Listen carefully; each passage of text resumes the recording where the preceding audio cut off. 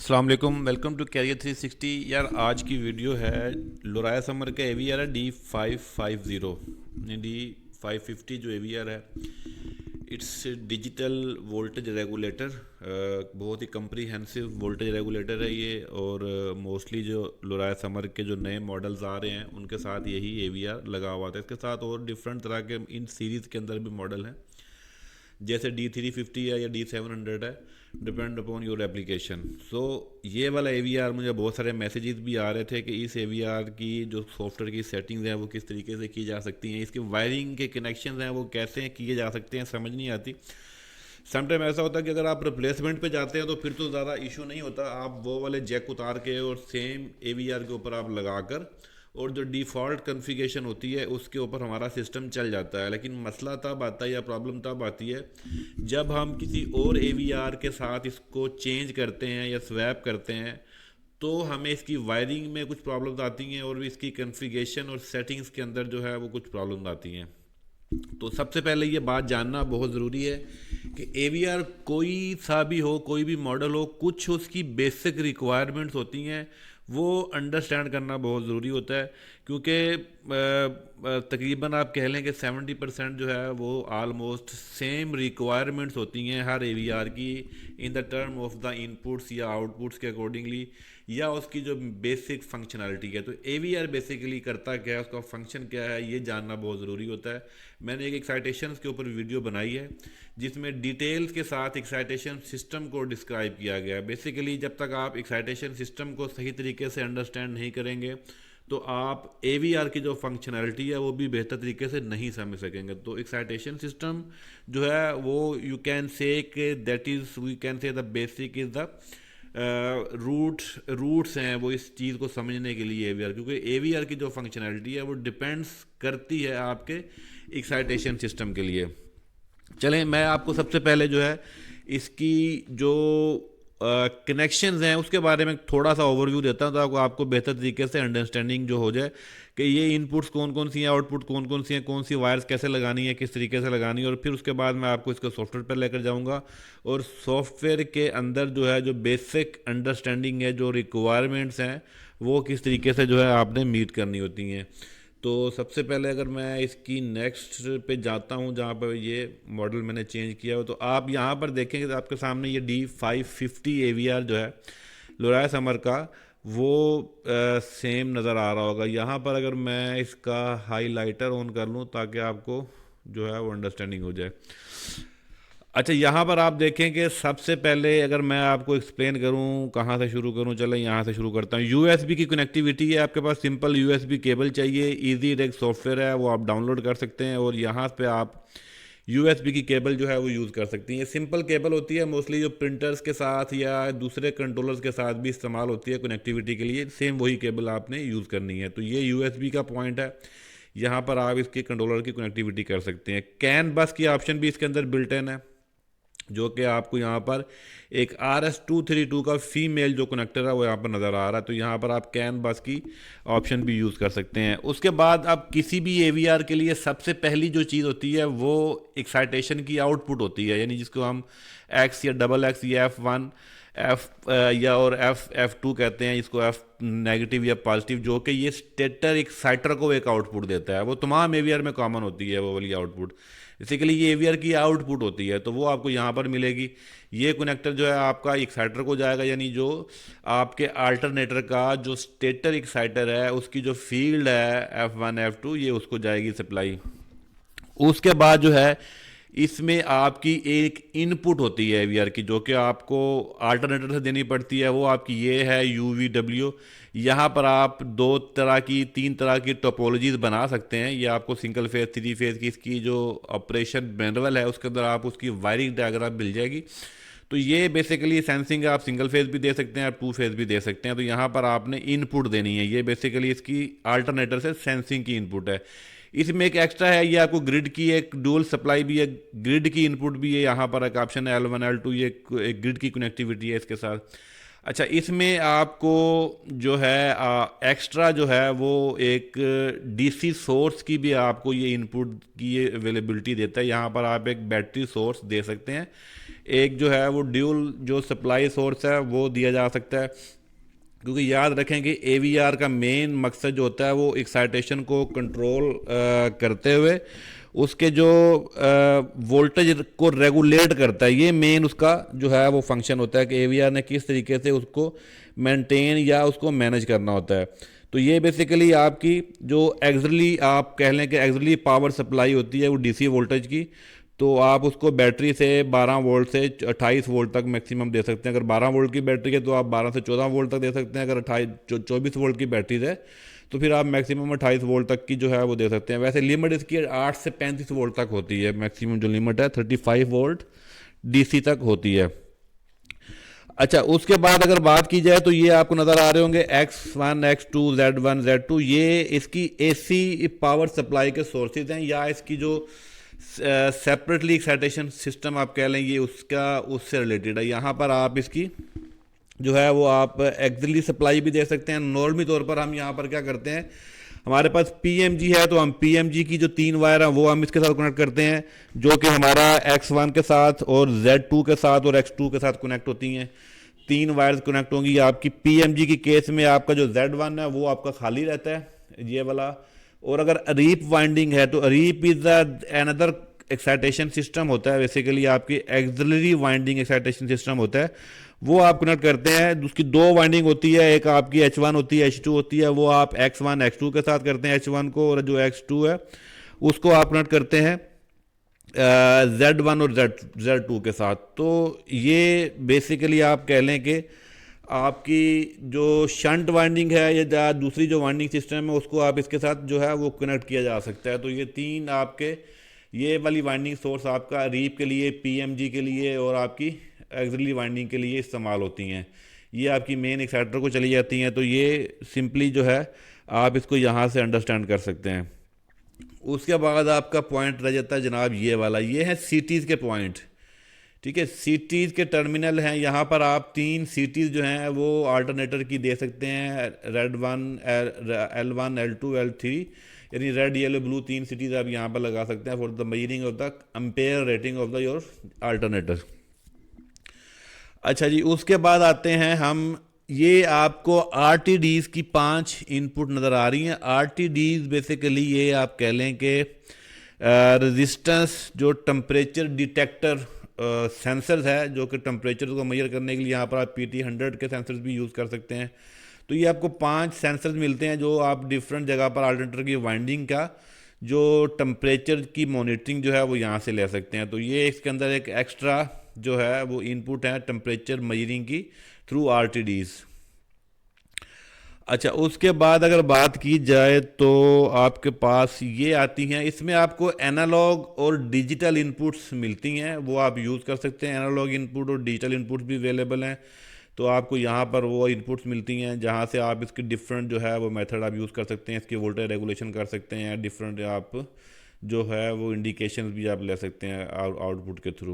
तो ये यहाँ पर आपको ये एनालॉग इनपुट और डिजिटल इनपुट और आउटपुट ये तमाम ये आईओस की जो जगह है बेसिकली। उसके बाद आपके पास रह जाती हैं ये LED लाइट्स लगी हुई हैं, ये आपको इंडिकेट करती हैं। ये ब्लू लाइट अगर ऑन है तो आपकी USB का कनेक्शन जो है वो ओके है। यहाँ अगर आप USB लगाई है कनेक्टिविटी आपकी ओके है। ये पावर का है, इसकी अगर AVR को पावर मिल रही है, पावर अप है, तो इंडिकेशन है ग्रीन वाली।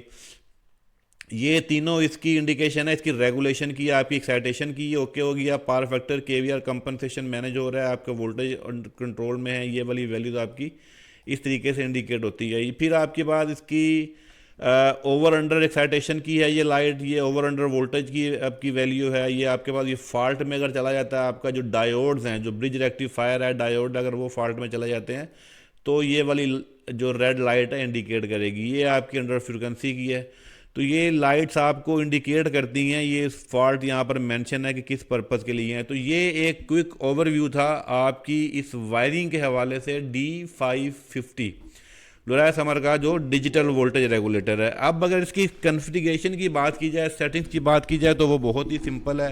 अगर आप इस फील्ड से वाबस्ता हैं तो थोड़ा सा जो है मैं आपको सॉफ्टवेयर के बारे में एक्सप्लेन जो है वो करने की जो है वो कोशिश करूँगा। अभी हम चलते हैं इसके एवियर की तरफ। तो ये आप एवियर जो सॉफ्टवेयर है, इजी रैक के नाम से ये आप डाउनलोड कर सकते हैं। आपको इस तरह का कोई सॉफ्टवेयर का इन्वायरमेंट मिलेगा। इस तरह आप देखेंगे तो ये 7 की सीरीज़ है, ये 3 की सीरीज़ है, ये 5 की सीरीज़ है। अभी मैंने ये वाला ओपन किया हुआ है, तो जब मैंने इसको ओपन करूँगा तो मेरे पास ये वाला सॉफ्टवेयर इस तरीके से ओपन हो जाता है। तो यहाँ पर जब आप कॉन्फ़िगरेशन पे जाएंगे तो दो ऑप्शन आपके पास आती हैं। एक आपके पास न्यू क्विक कॉन्फ़िगरेशन है और आपके पास न्यू कॉन्फ़िगरेशन है। तो जब आप न्यू क्विक कॉन्फ़िगरेशन पर आएंगे, the right time I am in the new quick configuration. यहाँ पर क्विक कॉन्फ़िगरेशन का मतलब है कि आपके पास अगर अल्टरनेटर का मॉडल है, कौन सी टाल सीरीज़ है, तो आपके पास LSA टाल, तो वो मॉडल आप स्पेसिफिकली चूज़ करेंगे यहाँ से। जो मॉडल आपके पास है तो उसकी कॉन्फ़िगरेशन करना इजी हो जाता है। तो that is actually called quick configuration. तो इस पे आपको कुछ डिफ़ॉल्ट सेटिंग होती हैं उस अल्टरनेटर से रिलेटेड, वो यहाँ पर जो है वो मिल जाती हैं। फॉर एग्जांपल अगर आपने इस पे गए हैं तो कोई एक अल्टरनेटर आप चूज़ कर लें। अगर टाल 04 का ये वाला अल्टरनेटर है तो आप यहाँ पर इसको स्क्रॉल डाउन करेंगे तो यहाँ पर आपने लेंथ देनी है इसकी, क्योंकि इसमें इस वाले अल्टरनेटर में ये डिफरेंट लेंथ अवेलेबल होती हैं A से M तक। तो आपके पास जो भी अल्टरनेटर है आपने उसकी स्पेसिफिक लेंथ जो है वो मेंशन करनी है। उसके बाद एक्साइटेशन टाइप में आपने ऑब्वियसली मेंशन करना है शंट एक्साइटेशन सिस्टम है या रीप एक्साइटेशन सिस्टम है या PMG है। तो मैंने तमाम एक्साइटेशन सिस्टम के बारे में बड़े डिटेल के साथ एक एक्साइटेशन के ऊपर वीडियो बनाई हुई है, so you can watch that video for the better understanding of the excitation system and types of excitation system and how the benefits of the reap excitation system and the PMG excitation system. So you can choose the NX1 excitation system. Let's suppose if you have the reap winding, so you can choose the reap। जैसे मैंने अभी आपको wiring diagram में बताया कि reap की winding आपने इस तरीके से करनी है। अगर PMG है ये आपको वही यहाँ पर नज़र आ जाएगा इजीली। अगर आपने PMG चूज़ किया तो PMG में मैंने आपको बताया था कि Z1 जो है वो आपने खाली छोड़ना है और बाकी 3 जो PMG की आउटपुट्स हैं, जिसको नॉर्मली तौर पर P2 P3 P4 भी कहते हैं, जो आपको डिफरेंट अदर AVRs में आपको आउटपुट मिल रही होती है। तो यहाँ पर आप इसको यूज़ कर सकते हैं। तो आगे आपके पास जो है वो नॉमिनल फ्रिक्वेंसी जो है वो आपने चूज़ करनी है। Let's suppose if you have a 50 hertz application then you can choose here from 50 hertz for this drop down menu. उसके बाद नंबर ऑफ अल्टरनेटर की जो वाइंडिंग्स हैं वो 12 वायर्स भी होती हैं, वो 6 वायर्स भी होती हैं। तो आप उसके अकॉर्डिंगली इसको चूज़ कर सकते हैं जो भी आपका कनेक्शन है। तो स्टेटर कनेक्शन डायग्राम आपने चूज़ करनी है जो अकॉर्डिंग टू योर रिक्वायरमेंट है। उस हिसाब से आप वोल्टेज लेवल किस तरह के लेना चाहते हैं, 400 वोल्टेज हैं या आपके 280 वोल्टेज हैं या 220 वोल्टेज लेना चाहते हैं, तो उस हिसाब से आपके यहाँ पर वोल्टेज अब कम हो जाएंगे। तो जो आपकी एग्जैक्ट टोपोलॉजी है आपके इसके कनेक्शंस की, या वो डिपेंड करता है या अल्टरनेटर के आउटपुट के ऊपर। तो जो टोपोलॉजी है वो आप चूज़ कर सकते हैं। मैं अभी चूज़ कर रहा हूँ आपके सामने। अगर ये D पर जाते हैं तो ये 400 वोल्टेज आपको मिलेंगे। ये स्टार 3 फेज़ 4 वायर सिस्टम में आपको ये कनेक्शन, जिसको हम सीरीज स्टार भी कहते हैं, ठीक है। तो यहाँ पर आपको 400 वोल्टेज अप टू 440 वोल्ट तक आप यहाँ से ले सकते हैं। तो उसके बाद जो आपके रिलेटेड वोल्टेज जो हैं वो आप यहाँ से चूज़ करेंगे 400 वोल्टेज।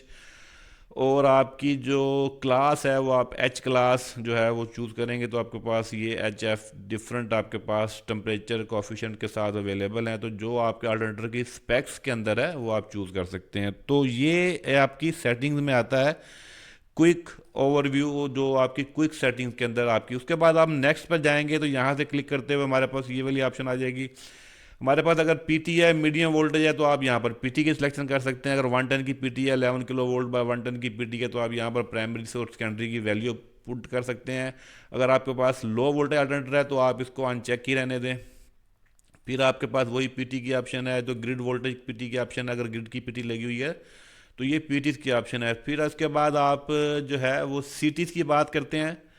तो CT आपके पास प्राइमरी सेकेंडरी की जो वैल्यू है वो आप यहाँ पर सिंपली पुट डाउन करते हैं। सिमिलरली जैसे किसी भी सॉफ्टवेयर में, किसी भी एम्पेयर मीटर में, किसी भी जगह पर आप CTs की वैल्यू डालते हैं तो आप उसके बाद इसको सेव कर देंगे इसके अंदर, जो आपकी सिटी इस तरह आपके पास ओपन आएगी। उसके बाद अगर मैं बात करूं तो आपके पास जो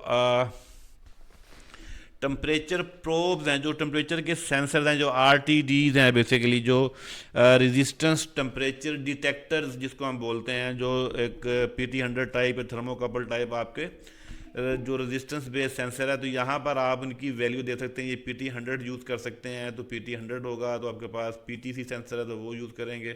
तो इट्स डिपेंड अपॉन, आप you can see here the two जो इनपुट्स एक्टिव हो चुकी हूँ यहाँ पर। तो अगर मैं एक और इनपुट यूज़ करूँगा तो आप देखेंगे कि यहाँ पर एक और सेंसर जो है वो यहाँ पर शो हो रहा है आपके पास इस डिस्प्ले के ऊपर। तो ऐसे ही अगर आप 5 के 5 यूज़ करेंगे, जो कि ये 5 की आउटपुट देता है, तो आपके पास यहाँ पर डिस्प्ले होना शुरू हो जाएंगे। तो ये एक मिस था, तो ये भी मैं यहाँ पर चूज़ करता हूँ। तो जो है हम इसको देखें, 5 जो है वो आप RTDs आपने यूज़ कर ली हैं, 5 की 5 जो इनपुट्स हैं सेंसर की वो यूज़ हो चुकी हैं। तो ये थी आपके पास enabled of the energy metering. अगर आपने करनी है इनेबल तो वो आप यहाँ से ले सकते हैं वैल्यूज़, वो आप यहाँ से इसको चेक अनचेक कर सकते हैं एनर्जी के हवाले से पैरामीटर, अदरवाइज आप उसको अनचेक कर सकते हैं। तो मैं अगर इसको दोबारा नन पे करूँगा तो आप देखेंगे कि आपके वो सेंसर जो हैं वो डिसअपेयर होना शुरू हो जाएंगे। ठीक है, तो आप ये बेसिक कॉन्फ़िगरेशन है, ये जो है आप इस तरीके से इसको कर सकते हैं। इसके बाद मैं नेक्स्ट पे जाता हूँ, तो नेक्स्ट पे आप देखेंगे, तो नेक्स्ट पे जो है वो जाने के लिए आपको इनपुट देना ज़रूरी है। Bad in compatible configuration the temperature probes, तो है हम इसको नेक्स्ट पर जाते हैं। तो नेक्स्ट पर आपने इसकी सेटिंग करनी है रेगुलेशन मोड की, दैट इज़ मोस्ट इम्पोर्टेंट। ये आपको डिफरेंट मोड मिलते हैं, जो कि रेगुलेशन मोड का एक मेन्यू है। उस पर आपने इस कर्व को देखना है कि यहाँ पर आपकी जो सॉफ्ट स्टार्ट ड्यूरेशन है वो सेकंड में आपने सेलेक्ट करनी होती है।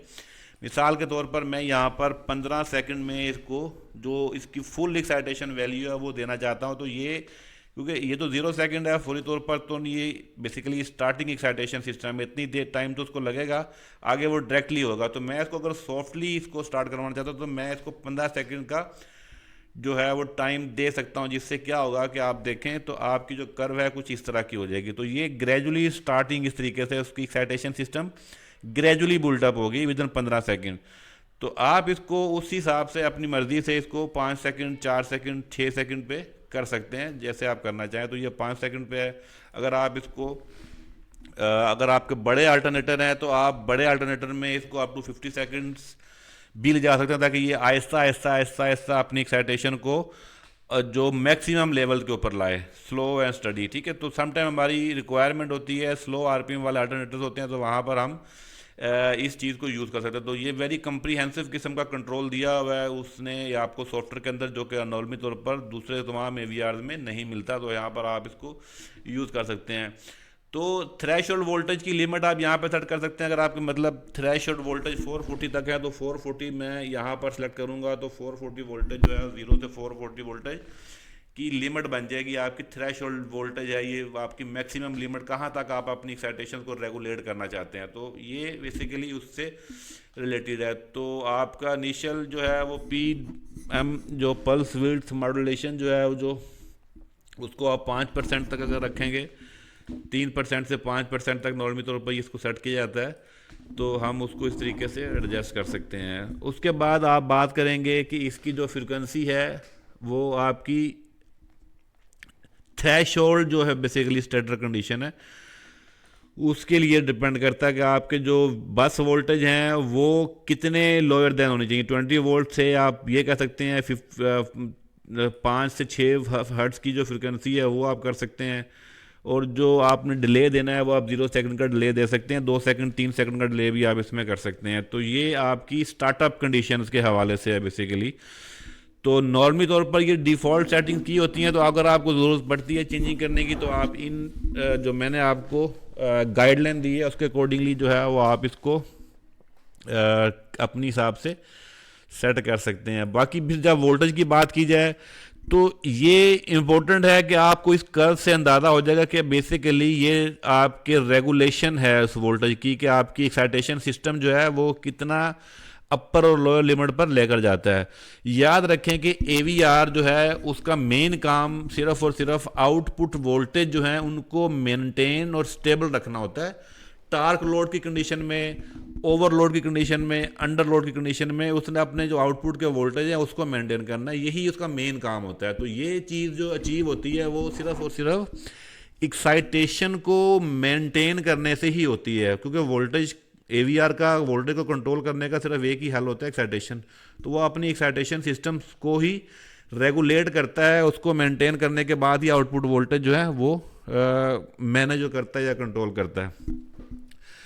तो यहाँ पर आप अगर देखें, अगर 400 वोल्टेज का आपके पास आपका अल्टरनेटर है तो आप यहाँ पर जो है वो वैल्यू 440 भी कर सकते हैं। मिसाल के तौर पर अगर 410 वोल्टेज अगर मैं करता हूँ यहाँ पर, तो ये मेरे पास लिमिट है और मैं इसका जो है वो 105% तक वैल्यू करता हूँ। अपर लिमिट जो है जो 1.5% तक, तो आप 1.5% सेट कर सकते हैं।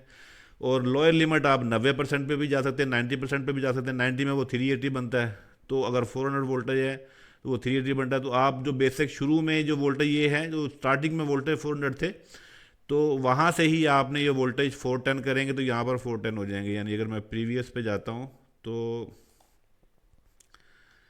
प्रीवियस पे आप जाएंगे ना, तो यहाँ पर आपके पास जो वोल्टेज की वैल्यू थी, ये वाली वैल्यू, ये 400 है, इसलिए वो वैल्यू वाली वहाँ पर 400 रही। तो यहाँ पर आप 440 कर सकते हैं, 400 कर सकते हैं। तो जब आप 440 करेंगे तो ऑटोमेटिकली वहाँ पर भी वैल्यू जो है वो चेंज हो जाएगी। तो ये आपको बताने का मकसद था कि आप कंफ्यूज ना हो उस वाली सेटिंग के ऊपर आने के बाद कि जी ये 440, अभी आप देखेंगे तो 440 हो चुके हुए हैं, ठीक है। तो ये आपको कंफ्यूज ना हो इसलिए मैंने आपको जो है वो एक्सप्लेन कर दिया। अगर मैं वापस जाता हूँ दोबारा उसको 400 करता हूँ, तो ये थी मेरी सेटिंग 400 वोल्टेज की, तो मैं यहाँ से इसको 400 करता हूँ और दोबारा अगेन जो है मैं अपनी उसी ऊपर जाता हूँ, ठीक है। Let's go. तो अब ये 95%, ये इस वैल्यू को आप इस तरीके से एडजस्ट या सेटिंग इसकी कर सकते हैं। अच्छा, इंटरनल सेट पॉइंट है ये वोल्टेज रेफरेंस आप देख रहे हैं यहाँ पर आप इसको बढ़ा सकते हैं, कम ज़्यादा कर सकते हैं, ठीक है। 400 कर दिया मैंने। अच्छा, इसके बाद सेट एनालॉग इनपुट है। अगर आपने सेट पॉइंट एनालॉग इनपुट से देना है या सेट पॉइंट एडजस्टमेंट से देना है, तो एनालॉग इनपुट आपको मिलेगी। इसमें आपको एनालॉग इनपुट 1 2 3 4 इनपुट्स मिलती हैं आपको, आप इसमें यूज़ कर सकते हैं। मिसाल के तौर पर आपने सिंक्रोनाइजेशन करनी है, लोड शेयरिंग करनी है, आपने पावर फैक्टर को कंट्रोल करना है, रिएक्टिव पावर कंपनसेशन करनी है, ये तमाम के लिए आपको इनपुट एक्टिव करना ज़रूरी होता है। तो अगर इनपुट एक्टिव नहीं है तो आपका वोल्टेज कंट्रोल नहीं होगा किसी थर्ड पार्टी कंट्रोलर से, किसी इनपुट से। तो आपको यहाँ से इसको एक्टिव करें। आपने लेट्स सपोज मैंने इनपुट 1 जो है वो एक्टिव कर ली है। अब यहाँ पर मेरे पास ऑप्शन है कि मैं इसको वैल्यू दे सकता हूँ अपर लिमिट से लोअर लिमिट तक, कहाँ तक मैं इसको कर सकता हूँ। ये मेरे पास वैल्यू है, तो मैं इसकी जो वैल्यू है वो इंक्रीज कम ज़्यादा कर सकता हूँ कि मैंने इसको 4 जो है वो रेगुलेशन कितनी करनी है। मैं इसको अगर 420 तक करना चाहता हूँ, 420 तक, तो मेरे पास जो लिमिट होगी वो 420 तक होगी अपर लिमिट। और ये 100% value must be included the 380 to 4। तो मेरे पास ये लिमिट है बेसिकली 20 वोल्ट का और 15 वोल्ट का, 35 वोल्ट का मेरे पास टोटल मार्जिन है, ठीक है। तो यहाँ पर जो है वो मैंने वैल्यू को, क्योंकि लिमिट मुझे यहाँ से कम करनी पड़ेगी, तो मेरे पास 35 वोल्ट का बेसिकली टोटल मार्जिन है इसके हिसाब से। तो मैं क्या करूँगा, अपनी जो वैल्यू है इसके हिसाब से चेंज कर लूँगा यहाँ से।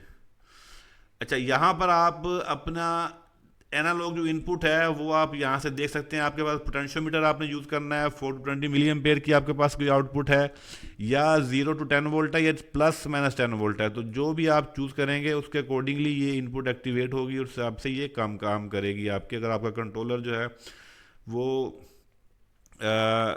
0 to 5 वोल्ट वाला है या 0 to 10 वोल्ट वाला, तो उस हिसाब से ये अपनी वैल्यू जो है वो चेंज करेगी। तो ये सेटिंग इसकी मेन थी जिससे जो है आप इसकी वोल्टेज रेगुलेशन को कंट्रोल कर सकते हैं। अगर आप इस पॉइंट से देखें तो आपके पास ये अपर लोअर लिमिट का ये जो आपको देख रहे हैं कि ये चार्ट आपके पास आता है, तो आपका वोल्टेज जो है वो इस लिमिट से इस लिमिट तक आपके पास रहेंगे। ठीक है। तो यहाँ से आप इसको वोल्टेज को अप डाउन जो है वो आप कर सकते हैं। अच्छा, इसके बाद जो है अगर बात की जाए तो वोल्टेज मैचिंग की, ये वोल्टेज रेगुलेशन में ही वोल्टेज मैचिंग का है, जिसमें आप रेगुलेशन इनेबल करते हैं। ये आपके पास डिफरेंट इनपुट्स हैं डिजिटल, वो आपके पास एनालॉग इनपुट थी, ये डिजिटल इनपुट है। तो डिजिटल इनपुट जो है वो आप यूज़ कर सकते हैं वोल्टेज मैचिंग के लिए। इस हवाले से रेगुलेशन इनेबल्ड बाय किसी भी एक डिजिटल इनपुट के ऊपर दे सकते हैं। जैसे मैंने ये इनपुट 1 की है, तो ये आपके पास फील्ड करंट है, जो बेसिकली इसकी एक्साइटेशन है, जो मैक्सिमम और मिनिमम साइड पॉइंट है, जो आई एक्साइटेशन करंट जो है, ठीक है, उसकी हम इसी इनपुट के ऊपर इसको एक्साइटेशन की इनपुट दे सकते हैं। अगर आप यहाँ से यूज़ करना चाहें तो वो आप इनपुट जो है वो यूज़ कर सकते हैं।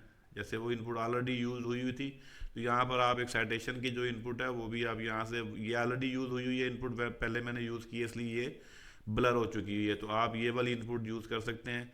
यहाँ से आप जो है वो एक्साइटेशन को कंट्रोल कर सकते हैं। अगर आपके पास कोई एनालॉग इनपुट है, लेट्स सपोज अगर आप यहाँ से परसेंटेज वैल्यू जो है, एम्पेयर रेटिंग है बेसिकली, कितने एम्पेयर आप देने, मैक्सिमम 3.8 एम्पेयर का ये AVR है, तो इतनी एक्साइटेशन को ये मैनेज करता है। तो इतनी एक्साइटेशन जो स्टेटर एक्साइटर के लिए है वो काफ़ी रहेगी। तो यहाँ पर आप maximum set point for the Exeter, जो इसका स्टेटर एक्साइटर है उसकी एक्साइटेशन जो है वो आप यहाँ से मैनेज कर सकते हैं थ्रू एनालॉग इनपुट के ज़रिए। तो उसके बाद अगर मैं बात करूँ, आगे जाता हूँ, तो वोल्टेज की रेटिंग देनी है आपने यहाँ पर, और जो आपका वोल्टेज लेवल है, जो आपका फील्ड करंट है, मैक्सिमम जो आपके करंट है आपकी, वो देनी है, अपने इंटीग्रल देना है। इसको हम PIDs जो है ये सेटिंग्स है, PID सेटिंग्स होती हैं बेसिकली, वो हम यहाँ से इसकी सेटिंग कर सकते हैं। गेन हम यहाँ से एडजस्ट कर सकते हैं। ये वाली सेटिंग्स हमें ज़्यादातर सेट चेंज करनी पड़ती हैं जब हम इसके रिएक्टिव पावर शेयरिंग के ऊपर जाते हैं। तो ये लाइव सेटिंग क्या होती हैं बेसिकली, जिससे हमारी हंटिंग जो है, हमारा जो स्टेबिलिटी है, हमारी शेयरिंग होती है रिएक्टिव पावर की, वो कंट्रोल होती है, इससे हम उसको मैनेज करते हैं। तो ये फाइन ट्यूनिंग के पैरामीटर्स हैं। इसकी कोई डिफ़ॉल्ट वैल्यूज़ तो यही होती हैं, लेकिन ये वैल्यूज़ ज़ाहिर है डिपेंड करता है कि आपका जो लोड शेयरिंग है रिएक्टिव पावर की या पावर फैक्टर की रेगुलेशन है, उसके अकॉर्डिंगली ही ये आप सेटिंग्स अप डाउन करके अपने सिस्टम को जो है वो हेल्दी करते हैं। तो ये एक सेटिंग थी, क्विक सेटिंग का ओवरव्यू था, जिसमें आप इजीली इनको सेट या एडजस्ट कर सकते हैं। अब अगर मैं बात करूं जो न्यू कॉन्फ़िगरेशन की, तो आप देखेंगे कि ये मैं इसको सेव नहीं करता हूं, तो मैं जब जाऊंगा तो ये इस तरीके से दोबारा खुलेगा इजी रैक सॉफ्टवेयर। अब ये मेरे पास ऑप्शंस आ गई हैं न्यू कॉन्फ़िगरेशन की। डिफ़ॉल्ट कॉन्फ़िगरेशन में अब जाऊंगा तो मैं एक न्यू कॉन्फ़िगरेशन करता हूँ नए AVR की। वो भी नए AVR की थी, लेकिन वो क्विक कॉन्फ़िगरेशन थी। मैंने अल्टरनेटर का साइज़ वगैरह, अल्टरनेटर का मॉडल उसमें मैंने बताया था, उसके मॉडल के अकॉर्डिंगली उसने उसको उठा लिया था डेटा। तो यहाँ पर आप सेम वही चीज़ें हैं, आपकी जो है फील्ड इंडक्टर की रेजिस्टेंस की वैल्यू आपके पास आ रही है, आपके पास जो है इसकी शट डाउन फील्ड करंट है, जो एक्साइटेशन का डेटा है बेसिकली, ये आपके अल्टरनेटर का एक्साइटेशन का जो डेटा है वो आपको मैनुअल में भी मिल जाता है, और आप उसकी वैल्यू यहाँ पर भी पुट करते हैं, क्योंकि ये वैल्यू आपको मैन्युफैक्चरर की तरफ से मिलती हैं। तो जो भी उसकी एक्साइटर की रेटेड करंट, वोल्टेज और रेजिस्टेंस की वैल्यू होती है वो आपने यहाँ पर पुट करनी है। आपको कितने ओम का रेजिस्टेंस है, कितने उसकी करंट है, वैल्यू है उसकी एक्साइटर की, वो आपने यहाँ पर मेंशन करनी है। बाकी आप यहाँ पर फिर KVA जो है रेटिंग है वो मेंशन करते हैं, पावर फैक्टर मेंशन करते हैं, फ्रिक्वेंसी आपकी जो है वोल्टेज लेवल है, जो स्टैंडर्ड इनपुट सेटिंग है वो आप यहाँ पर मेंशन करते हैं। तो इसके बाद वो सेम PT और PT CTs की वैल्यू है जो मैंने आपको पहले बताई थी, वो आप यहाँ पर फिल आउट करेंगे। ये चीज़ है आपकी ओवर एक्साइटेशन लिमिट्स हैं, लिमिटेशंस हैं बेसिकली। आपने आपका AVR अंडर एक्साइटेशन और ओवर एक्साइटेशन जो है ये सेटिंग्स आपने यहाँ पर करनी होती हैं। आपकी एक्साइटेशन की मैक्सिमम जो कैपेसिटी है वो कितनी होनी चाहिए, कितनी लिमिट पर होनी चाहिए। आपका ओवर एक्साइटेशन की जो प्रोटेक्शन है हर AVR में नहीं होती है, इसके अंदर आपको ये ओवर एक्साइटेशन की सेटिंग्स हैं। यहाँ पर आप इसकी सिंपली ये बार जो है, ये आपको कर्व है, ये आपको दिखाती है ओवर एक्साइटेशन सिस्टम।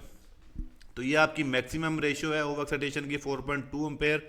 अगर आपका जो है ये आपकी मैक्सिमम रेशियो है 3.15 एम्पेयर। ये वही जो पीछे अभी करंट आपका मैंने दिखाया था आपको एक्साइटेशन का, उसी करंट के रेफरेंस पे है। तो करंट आपका ज़्यादा होगा तो यहाँ पर वैल्यू ऑटोमेटिकली चेंज हो जाएगी। ये जो स्टार्ट में आपने देखा था ये वाली करंट की वैल्यू, ये उसी के अकॉर्डिंगली 2.10 जो आपका करंट एक्साइटेशन उसी को ही आगे ये शो कर रहा है, ये 2.110% उसका ये बनता है। तो ये आपकी मैक्सिमम रेशियो है। तो इसके अकॉर्डिंगली आप यहाँ पर अपनी वैल्यू जो टाइम डिले वगैरह है ओवर एक्साइटेशन लिमिट का वो आप दे सकते हैं। तो ये आपकी नॉर्मल ग्रीन वाला जो है ये आपकी नॉर्मल एक्साइटेशन है, जो ग्रीन आपको ये लाइन नज़र आ रही है। इसके बाद ये रेड पे आपकी ओवर एक्साइटेशन चली जाती है। तो ओवर एक्साइटेशन पे ऑब्वियसली इंडिकेट करेगा, शुरू में मैंने आपको लैंप दिखाए थे, एलईडी लाइट्स दिखाई थी जो कि ओवर एक्साइटेशन पे आपको इंडिकेट करेगा वहाँ पर। These are the protection of the over excitation system and the under excitation system. उसके बाद आपकी ये प्रोटेक्शंस की जब बात करते हैं तो आप ये तमाम प्रोटेक्शन जो है इनेबल करेंगे, वैल्यूज पुट डाउन करेंगे अकॉर्डिंगली, और आपने वहाँ पर आपको उस हिसाब से ये अपनी जो है वो प्रोटेक्शन इनेबल्ड हो जाएंगी। अंडर वोल्टेज की है, ओवर वोल्टेज की है, ये अंडर फ्रिक्वेंसी की है, ये ओवर फ्रिक्वेंसी की है, ये ओपन डायोड फॉल्ट है। अगर मैं इनेबल करूँगा तो वो लाइट ऑन होगी वहाँ पर, जो मैंने आपको शुरू में दिखाई थी। तो ये यहाँ पर एक्टिव और डीएक्टिव करने की आपके पास ऑप्शन है, और आप यहाँ पर उसकी वैल्यूज और सेटिंग जो है वो आप पुट डाउन कर सकते हैं ऑटोमेटिकली। तो जब तक आप इसकी सेटिंग नहीं करेंगे ये स्टॉप रेगुलेशन कर देगा। अगर वो फॉल्ट एक्टिव होता है तो रेगुलेशन स्टॉप करना है, नन करना है, आपकी शट डाउन करंट करना है, फील्ड करंट बिफोर फॉल्ट। तो ये ऑप्शन आप यहाँ से चूज कर सकते हैं अपने डायोड फेलियर के ऊपर। ऑब्वियसली जब डायोड फेलियर होगा तो स्टॉप रेगुलेशन की इनपुट आप सेलेक्ट करेंगे। ऐसे ही आपकी ओवर फ्रिक्वेंसी की डिटेक्शन के ऊपर आपके पास स्टॉप रेगुलेशन करते हैं। तो ये ऑप्शंस हैं, आप अपनी मर्जी से इसको चूज कर सकते हैं। तो that is all protection totally up to you, either you can activate और डीएक्टिवेट। तो उस तरीके से आप इसको स्टार्ट कर सकते हैं। तो आपके पास ये इसकी reverse reactive power fault detection है। इसमें रिवर्स रिएक्टिव पावर की फॉल्ट डिटेक्शन पे आपको ये -10 तक परसेंटेज तक आपको देता है लिमिट। तो आप इसको कम ज़्यादा कर सकते हैं। तो ये तमाम प्रोटेक्शन और सेफ्टीज़ हैं जिनको आप यूज़ कर सकते हैं। ये जो डिफ़ॉल्ट पे इनेबल्ड हुई हुई हैं वो डिफ़ॉल्ट पे इनेबल्ड हुई हुई हैं। मोस्टली तौर पर जो मैन्युफैक्चरर की तरफ से कुछ डिफ़ॉल्ट सेटिंग्स होती हैं ये उसके ऊपर इनेबल्ड हुई हुई हैं। तो आप इसकी पीटी फॉल्ट डिटेक्शन पे भी जा वो भी सेट एक्टिव कर सकते हैं। एक्सीडिंग रिएक्टिव पावर जो फॉल्ट डिटेक्शन है वो भी एक्टिव कर सकते हैं। रेगुलेटर जो फॉल्ट है वो आप देख सकते हैं। लॉस ऑफ सिग्नल फॉल्ट जो है, आपकी शॉर्ट सर्किट डिटेक्शन है वो आप देख सकते हैं। 200% नॉर्मली तौर पर हम 300% तक रखते हैं। तो आप 300% तक जा सकते हैं, बशर्ते कि अगर आपका पीएमजी या री एक्साइटेशन सिस्टम लगा हुआ है तो आप इसको 300% तक भी प्रोटेक्शन पे ले सकते हैं। तो एक्टिवेशन है, अनबैलेंस वोल्टेज रेगुलेटर फॉल्ट है, अनबैलेंस करंट का फॉल्ट है, आपकी बैटरी अंडर वोल्टेज का फॉल्ट है, एक्साइटेशन जो है वो चेन फॉल्ट डिटेक्ट है, पावर ब्रिज जो है आपके रेक्टिफायर जो है, टेम्परेचर प्रोटेक्शन जो है आपके पास जो सेंसर लगे हुए थे, ये आपकी इनपुट और आउटपुट प्रोटेक्शन हैं। तो ये वो आपके पास फॉल्ट ग्रुप्स हैं, यहाँ पर आप इसको इनेबल डिसेबल कर सकते हैं। तो यहाँ पर आप फॉल्ट ले सकते हैं, जो ग्रुपिंग आप करके अपनी ग्रुपिंग भी यूज़ कर सकते हैं। तो ये आपको वो तमाम जो पीछे हमने डिस्कस की हैं वो सारी चीज़ें आपको यहाँ पर नज़र आएंगी, तमाम फॉल्ट और तमाम इनपुट और आउटपुट्स। तो उसके बाद आप नेक्स्ट पे जाते हैं। तो रेगुलेशन मोड आपके पास है, जो आपको मैंने अभी पिछले में दिखाया था कि आप यहाँ से रेगुलेशन मोड पे स्टॉप स्टार्टिंग रैंपिंग है बेसिकली, आप किस तरीके से इनपुट एक्टिव कर सकते हैं ये मैंने आपको बता चुका हूँ ऑलरेडी। तो ये वही सेटिंग है, उसमें इसके अंदर भी वही पैरामीटर सेट करने हैं आपने। तो एक्साइटेशन के लिए इनपुट है, फिर ये पीआईडी की सेटिंग्स हैं जो मैंने आपको बताया कि रेक्टिव पावर शेयरिंग के ऊपर मोस्टली तौर पर ये रेक्टिव पावर शेयरिंग के ऊपर ये सेटिंग जो है वो दी जाती हैं। तो इसके बाद ये आपके पास इनपुट्स हैं, मैंने शुरू में आपको इनपुट्स दिखाई थी। तो इनपुट आपको यहाँ से आपने एक्टिवेट करना होता है, यहाँ पर आपने उसका फंक्शन जो है वो सेट करना होता है, क्या फंक्शन चाहिए आपको। Let's suppose digital input number 1 है, इसका फंक्शन जो है अभी नन है। तो ये लिस्ट है आपके पास, यहाँ से आप वो सारे फंक्शन जो है वो यूज़ कर सकते हैं। तो जैसे हम नॉर्मली कंट्रोलर्स के अंदर डिफरेंट कंट्रोलर मॉड्यूल सिंक्रोनाइजर में इनपुट वगैरह की सिलेक्शन करते हैं, वैसे ही आप इस ड्रॉप डाउन मेन्यू में से इनपुट की है वो सिलेक्शन कर सकते हैं। तो जब ये इनपुट एक्टिव होगी तो वो AVR एक्टिवेट हो जाएगा, और स्पेसिफिक फ्रॉम VR रेगुलेशन के लिए इनपुट करूंगा तो ये VR के लिए इनपुट एक्टिवेट हो जाएगी। तो यहाँ पर मैं अगर दूसरी इनपुट सेट करूंगा, तो मैं अगर मिसाल के तौर पर ड्रूप अनेबल करता हूँ, तो ये जैसे ही इनपुट एक्टिव हो जाएगी तो AVR का ड्रूप अनेबल्ड हो जाएगा ऑटोमेटिकली। तो these are the digital inputs and these are the digital outputs. Similarly हम यहाँ पर भी आउटपुट जो है वो यूज़ कर सकते हैं, ठीक है। Close to active, open to active choose कर सकते हैं, ठीक है। इस तरीके से हम ड्रॉप डाउन मेन्यू में इसकी वैल्यू देख सकते हैं कि हमें क्या आउटपुट चाहिए। लेट्स सपोज आपकी वोल्टेज मैचिंग रेगुलेशन जो है ऑन हो गई है तो आपको यहाँ पर आउटपुट मिल जाएगी। ड्रूप अनेबल्ड हुआ तो आपको यहाँ पर आउटपुट मिल जाएगी, ठीक है। इस पे आपका नेगेटिव फोर्सिंग है, अगर वो मिला है, ग्रिड ब्रेकर का अगर आपको सेंसिंग मिली है वो है, तो सॉफ्ट रेगुलेशन रिकवरी है। तो ये सारी जो आउटपुट्स हैं आप अपनी मर्ज़ी से किसी भी थर्ड पार्टी सिस्टम के लिए, किसी पीएलसी के लिए, किसी के लिए भी यूज़ कर सकते हैं। आपको डिफरेंट अपनी आप कह रहे हैं कि एप्लीकेशन को अचीव करने के लिए, तो डिफरेंट अलार्म भी हैं। आप अलार्म लेना चाहते हैं तो आप अलार्म भी ले सकते हैं। बहुत सारी इसके अंदर आपको आउटपुट मिलेंगे, ओवर एक्साइटेशन की, अंडर एक्साइटेशन की, ओवर वोल्टेज की, ये सारी चीज़ें आप यहाँ से सेट कर सकते हैं और उसको यूज़ कर सकते हैं। उसके बाद अगर ये देखा जाए तो ये एनालॉग जो इनपुट हैं वो आपको यहाँ पर नज़र आ रही हैं, या यहाँ से आप इसकी जो वैल्यूज़ हैं वो आप देख सकते हैं किस मकसद के लिए चाहिए आपको, ठीक है।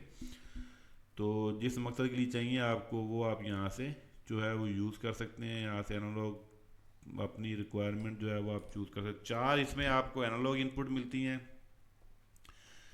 और 8 इसके अंदर डिजिटल इनपुट्स हैं, और ऐसे ही 8 इसके अंदर जो है वो आपको आउटपुट मिलती हैं डिजिटल, और एनालॉग आउटपुट भी 4 मिलती हैं इसके अंदर। तो वेरी कम्प्रीहेंसिव आपको इसमें बहुत सारी आईओज़ हैं जो कि आप अपने डिफरेंट फीचर्स के लिए, डिफरेंट एप्लीकेशन के लिए जो है यूज़ कर सकते हैं। तो उसके बाद जब आप जाते हैं तो ये कर्व फंक्शंस हैं, बेसिकली एक्स एक्सिस और वाई एक्सिस को रिप्रेजेंट करता है, जो इसकी पावर फैक्टर की जो कर्व बनती है उसके हिसाब से आप इसकी ये एक्चुअल में आपको डिस्प्ले करके दिखाता है। तो ये वही आपका पी जो गेन की स्टेबिलिटी होती है आपको ड्यूरिंग रिएक्टिव पावर लोड के ऊपर आपने किस तरीके से उसको मैनेज करना है, कंट्रोल करना है, उस हिसाब से आप इसको कंट्रोल कर सकते हैं। तो आप इसकी लॉजिक भी बना सकते हैं, डिफरेंट गेट्स यूज़ करके डिफरेंट लॉजिक आप इसकी डिज़ाइन कर सकते हैं। यहाँ पर आप इसकी लॉजिक्स बना सकते हैं, ये जैसे एंड गेट, और गेट, नॉर गेट, हम डिफरेंट 2 इनपुट्स के ऊपर, that is called the PLC logic. जैसे हम डिफरेंट कंट्रोलर में पीएलसी लॉजिक बना सकते हैं, तो यहाँ पर हम पीएलसी लॉजिक भी इसकी बना सकते हैं। तो ये आपके लॉग इवेंट्स हैं, जो भी इवेंट्स आपका होगा आप यहाँ से डाउनलोड कर सकते हैं और इवेंट आपको मिल जाएगा, क्या इवेंट आकर हुआ। तो यहाँ पर आपको इवेंट जो है वो आप जो भी सिलेक्ट करेंगे इनेबल डिसेबल कर सकते हैं, वो वाले इवेंट्स आपको यहाँ से मिलते जाएंगे जो इवेंट्स लॉग के अंदर आप जाकर। तो ये एक सेकंड कॉन्फ़िगरेशन है। फिर ये कैन कॉन्फ़िगरेशन की अगर बात की जाए तो कैन कम्युनिकेशन, कैन प्रोटोकॉल के ऊपर आप इसकी कैन कॉन्फ़िगरेशन जो है वो भी कर सकते हैं। अगर आप इनेबल करेंगे कैन, तो कैन से रिलेटेड जो आपके पैरामीटर हैं, एड्रेसेस हैं, वो आपने यहाँ से जो है वो चेक कर सकते हैं किस तरह से आपने इसको कनेक्टिविटी करनी है। तो ये थी इसकी बेसिकली कंप्लीट कॉन्फ़िगरेशन और सेटिंग कि आप किस तरीके से कर सकते हैं। तो इसका ऑपरेशन मैनुअल अगर आप पढ़ लेंगे तो आपको मज़ीद जो क्लैरिफिकेशन है, आपकी मज़ीद कोई कन्फ्यूजन होगी तो वो भी दूर हो जाएगी। फर्दर आपको कोई और रिक्वायरमेंट चाहिए हो, आपको कोई सपोर्ट चाहिए हो, आपको कोई सर्विस चाहिए हो, आपको कोई असिस्टेंस चाहिए हो किसी भी तरह की, तो you can contact me any time without any hesitation. Via email कर सकते हैं, वाया व्हाट्सएप, और वाया मैसेजेस, और वाया कमेंट सेक्शन पे कमेंट भी आप कर सकते हैं। मॉनिटरिंग में आप जाएंगे तो आप यहाँ पर कंप्रीहेंसिव किस्म की जो मॉनिटरिंग है वो आप ले सकते हैं, एनालॉग और डिजिटल। आप यहाँ पर इंस्ट्रूमेंट खुद अपनी मर्ज़ी के सिलेक्ट कर सकते हैं और अपनी मर्ज़ी की जो है वो मॉनिटरिंग आप यहाँ से ले सकते हैं। तो ये कंप्रीहेंसिव किस्म की आपको मॉनिटरिंग मिल सकती है इसके अंदर। तो आप अपनी मॉनिटरिंग कर सकते हैं। यहाँ पर आपको अगर मॉनिटरिंग चाहिए आप तो मर्ज़ी से आप कॉन्फ़िगर कर दें, पैरामीटर चूज़ कर सकते हैं आप। आपको वोल्टेज की वैल्यू चाहिए फेज़ टू फेज़, वो आप ले सकते हैं। यहाँ पर आप वोल्ट मीटर आपके पास आ जाएगा। इसके बाद आपके पास अगर एनालॉग चाहिए आपको वो आ जाएगा। टेम्परेचर के लिए आपको यहाँ पर RTDs की वैल्यूज़ आ जाएंगी। तो ये एक कॉम्प्रीहेंसिव किस्म का सॉल्यूशन है इसके अंदर मॉनिटरिंग का, यानी इंस्ट्रूमेंटेशन का, ठीक है। किलोवाट की बात करें तो मैं किलोवाट की मेरे पास मीटर आ जाता है यहाँ पर। 1500 किलोवाट तक की वैल्यू जो है वो आप यहाँ पर अप डाउन कर सकते हैं। जब आप क्रिएट करते हैं तो लिमिट आप जो है ये यहाँ पर मैक्सिमम अपनी मर्ज़ी से डाल सकते हैं कितने मीटर तक चाहिए। It's depend upon your generator size, तो मैं दोबारा किलोवाट करता हूँ, तो किलोवाट मैक्सिमम ये है, तो आप अपनी लिमिट उस हिसाब से जो है वो चूज़ कर सकते हैं, केवीआर की वैल्यू डाल सकते हैं। ठीक है, तो ये है इसकी इंस्ट्रूमेंटेशन। बाकी इसकी आपकी इंफॉर्मेशन सॉफ्टवेयर की मिल जाएगी आपको, ये बाकी रिलेटेड चीज़ें आपको वर्जन वगैरह का मिल जाएगा आपको कौन कौन सा है। तो इसको क्लोज करते हैं, होम पे आते हैं, और आप अपनी फाइल को जो है वो रीड और राइट कर सकते हैं कम्युनिकेशन पे। ये जब आपका कंप्यूटर कनेक्ट होगा तो आप यहाँ से AVR से राइट कर सकते हैं PC to AVR, and that is AVR to PC. So it's mean this one for the download the parameter of the AVR, and this one the upload the parameter of the AVR. ठीक है, you can see we can say this one for the reading to the AVR and writing to the AVR. So जब आप right parameter कर देंगे तो automatically वो parameter उसमें चले जाते हैं। तो ये कम्युनिकेशन है, सिंपल USB कम्युनिकेशन है। जब आपका कॉन्टैक्ट होता है, कॉन्टैक्ट हो जाएगा, तो आपको लाइट भी AVR के ऊपर आ जाएगी ग्रीन कलर की, और यहाँ पर लिखा हुआ भी आ जाता है। तो ये है आपकी ओवरऑल डिटेल इसकी। फर्दर आपको कोई भी इंफॉर्मेशन चाहिए, anyone can contact me any time anywhere from the world, I will reply you as soon as possible. If you need any kind of support regarding the excitation system, regarding the power generation, regarding the automation, synchronization, load sharing, किसी भी तरह का AVR, what ever kind of AVR, what ever model of the AVR, what ever size of the alternator, so no problem, I can support you, assist you anywhere any time. So wish you all the best of luck. मिलते हैं अगली किसी शानदार video में, तब तक के लिए अपना ख्याल रखिए। अल्लाह हाफिज़।